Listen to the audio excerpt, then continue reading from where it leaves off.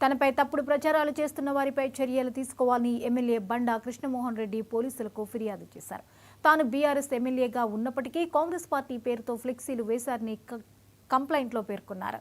ఉద్దేశపూర్వకంగానే తనను అప్రతిష్ట పాలు చేస్తున్న గుర్తు తెలియని వ్యక్తులపై చర్యలు తీసుకోవాలంటూ గద్వాల్ టౌన్ పోలీస్ స్టేషన్లో ఫిర్యాదు చేశారు. పోలీసులు దర్యాప్తు చేస్తున్నారు.